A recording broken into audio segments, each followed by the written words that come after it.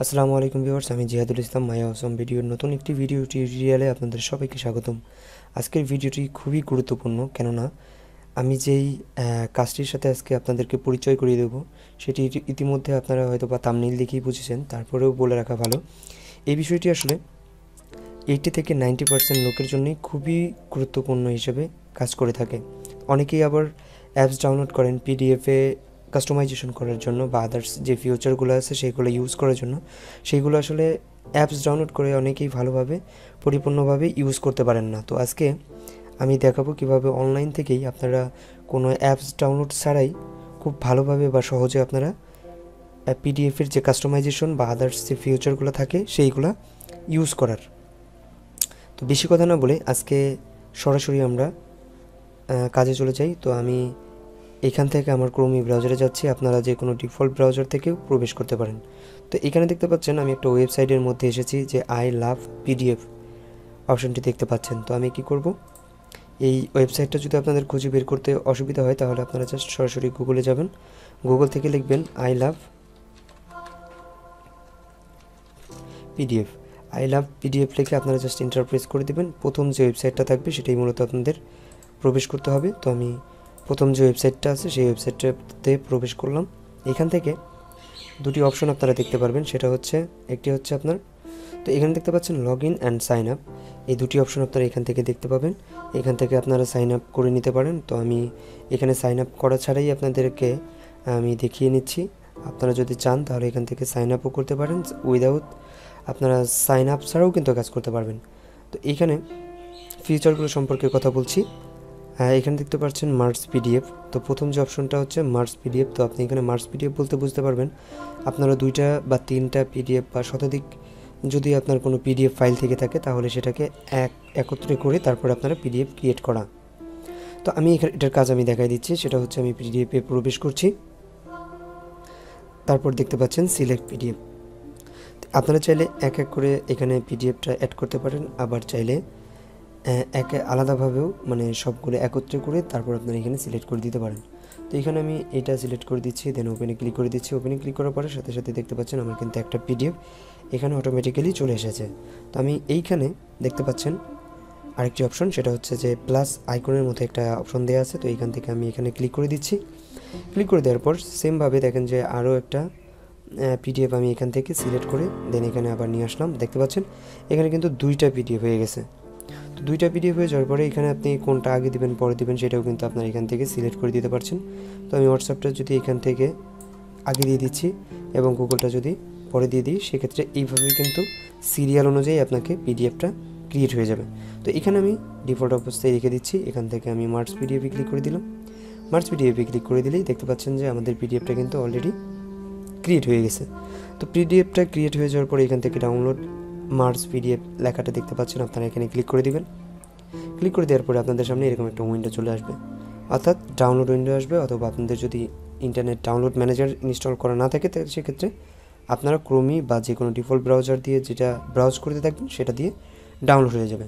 তো আমি এখান থেকে আইডিএম দিয়ে ডাউনলোড দিয়ে দিচ্ছি। ডাউনলোড দিয়ে দেওয়ার পর আপনারা কিন্তু দেখতে পাচ্ছেন ডাউনলোড কিন্তু অলরেডি হয়ে গেছে। তো আমি এখান থেকে জাস্ট ওপেনে ক্লিক করে দিচ্ছি। ওপেনে ক্লিক করে দেওয়ার পর দেখতে পাচ্ছেন আমার 2টা পিডিএফ কিন্তু একত্রে একটা পিডিএফে কনভার্ট অলরেডি হয়ে গেছে। তো এইভাবে আসলে আপনারা অনলাইন থেকে মার্জ পিডিএফ করে দেন আপনারা এখান থেকে সেভ দিয়ে দিতে পারেন। আরেকটি বিষয় আমি আপনাদেরকে এখানে দেখাবো। তো আমি আবার হোম পেজে চলে যাচ্ছি। হোম পেজে চলে যাওয়ার পরে দেখতে পাচ্ছেন এখানে স্প্লিট পিডিএফ। এখানে আপনারা সেকেন্ডারি পেজ বা কোনো এখানে দেখতে পাচ্ছেন ইন্ট্রো ইন্ডিপেন্ডেন্ট পিডিএফ ফাইল। এখানে কিন্তু পিডিএফ ফাইলকে আপনারা স্প্লিট পিডিএফে ফেলতে পারছেন। তো এখানে তারপর দেখতে পাচ্ছেন কম্প্রেস পিডিএফ এবং যে গুরুত্বপূর্ণ বিষয়গুলো সেইগুলো আমি মূলত আসলে দেখাবো। এখানে দেখতে পাচ্ছেন পিডিএফ টু ওয়ার্ড, অর্থাৎ পিডিএফ থেকে আপনারা ওয়ার্ড ফাইল করতে পারবেন এবং ওয়ার্ড ফাইল থেকে পিডিএফ করতে পারবেন। তো এখানে যদি আমি এখানে ক্লিক করে দিচ্ছি, ক্লিক করে দেওয়ার পর এখান থেকে আমি যে কোনো একটা ফাইল আমি ক্রিয়েট করব। এখান থেকে আমি যে কোনো একটা ফাইল আমি ক্রিয়েট করব বা সিলেক্ট করব। আমি যে কোনো একটা ফাইল আমি সিলেক্ট করে দেন ওপেনে ক্লিক করে দিচ্ছি। ওপেনে ক্লিক করে দেওয়ার পর আমরা কিছুক্ষণ অপেক্ষা করব। অপেক্ষা করার পর দেখতে পাচ্ছেন আমার কিন্তু এখানে ফাইলটা কিন্তু অলরেডি অটোমেটিক্যালি চলে এসেছে। তো আমি এখান থেকে কনভার্ট টু পিডিএফে যদি ওয়ার্ডে আমি যদি সিলেক্ট করি তাহলে কিছুক্ষণ লোডিং নেবে। আপনার ফাইল সাইজ অনুযায়ী আসলে লোডিং নেবে। আপনারা যে কয় ফাইল পেজ হোক না কেন আপনাদের এখানে সেই অনুযায়ী আপনাদেরকে লোডিং করতে হতে পারে। তো লোডিং করার শেষে আপনারা দেখতে পাবেন যে এখানে পিডিএফটা কিন্তু অলরেডি হয়ে যাবে। তো এটা আসলে মূলত আমার রেজুলেশন খুব কম ছিল, যার কারণে এটা কিন্তু একটু বেশি সময় নিচ্ছে, যার কারণে এখানে পরের যে অপশনটা এটা কিন্তু আসতে একটু বেশি অসুবিধা হচ্ছে। তো এটা আপনারা দেখতে পাচ্ছেন অলরেডি সাইন আপ করতে বলতেছে। এটা সাইন আপ করলে হয়তো বা আপনারা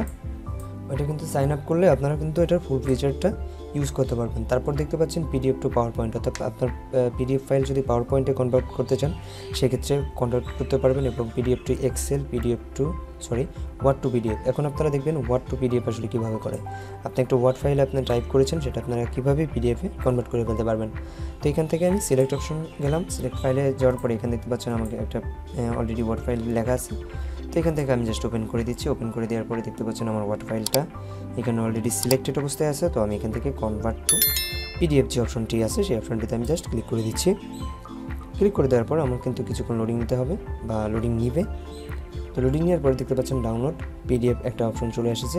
তো এটিতে আমরা জাস্ট ক্লিক করে দেবো। ক্লিক করে দেওয়ার পরে আপনাদের যে ডিফল্ট ব্রাউজার সেই ব্রাউজার দিয়ে আপনারা ডাউনলোড করে ফেলতে পারবেন, এবং এখান থেকে ওপেন করলে দেখতে পাবেন আমার কিন্তু পিডিএফটা অলরেডি ক্রিয়েট হয়ে যাবে। তো এখন আমরা মোস্ট যে ফিচারটা সেটা আমরা নিয়ে কথা বলবো, সেটা হচ্ছে এডিট পিডিএফ। তো এডিট পিডিএফের আসলে কাজটা কি, বা এডিট পিডিএফ কীভাবে কাজ করে। আমরা আসলে মূলত এডিট পিডিএফটারই বেশি কাজ করে থাকি। যেমন আপনার কোনো একটা পিডিএফকে আপনারা কাস্টমাইজেশন কীভাবে করবেন সেই বিষয়ে আমরা কিন্তু বেশি কাজ করে থাকি। তো পিডিএফটা আসলে কীভাবে কাস্টমাইজেশন করবেন সেই বিষয়টা আমি আজকে দেখাবো। এখান থেকে আমি যে কোনো একটা পিডিএফ ফাইল আমি এখানে আপলোড করে দিলাম। আপলোড করার পরে এখানে কিছুক্ষণ অপেক্ষা করতে হবে, কেননা অপেক্ষা করার পরেই আসলে আপনার যে পিডিএফটা আপনি এডিট করতে যাচ্ছেন সেই এডিটের যে পেজটা সেই পেজটা কিন্তু আপনার সামনে এইভাবে চলে আসবে। তো এখানে দেখতে পাচ্ছেন আমার পিডিএফটা কিন্তু অলরেডি ওপেন হয়ে গেছে। এখান থেকে দেখতে পাচ্ছেন টেক্সট। তো অ্যাড টেক্সট থেকে আমরা এখানে ক্লিক করে দেবো। অ্যাড টেক্সটে ক্লিক করে দেওয়ার পর টেক্সট চলে এসেছে। তো এখানে কিন্তু আপনি এটাকে মুভ করতে পারছেন, এবং এটা তার আগে আপনি এখান থেকে কাস্টমাইজেশন করে নিতে পারছেন। তো আমি এখান থেকে লিখে দিচ্ছি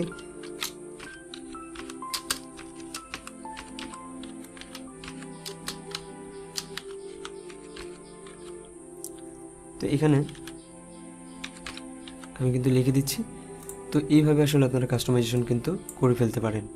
তো এখানে আপনি আপনার যে কোনো জায়গায় মুভ করে ফেলতে পারেন। তো এখানে আসলে টেক্সটটা কীভাবে আসলে অ্যাড করবেন, তো এটার একটা ফিচার আপনারা লক্ষ্য করলে খেয়াল করবেন, সেটা হচ্ছে যে এখানে যে লেখাগুলো আছে সেইগুলো কিন্তু আপনারা টেক্সটগুলো কিন্তু আসলে এডিট করতে পারছেন না। তো এই টেক্সটগুলো কিন্তু এডিট করার জন্য অবশ্যই আপনাকে প্রিমিয়াম ভার্সনে এটাকে কনভার্ট করতে হবে, বা আপনাকে প্রিমিয়াম মেম্বারশিপ থাকতে হবে।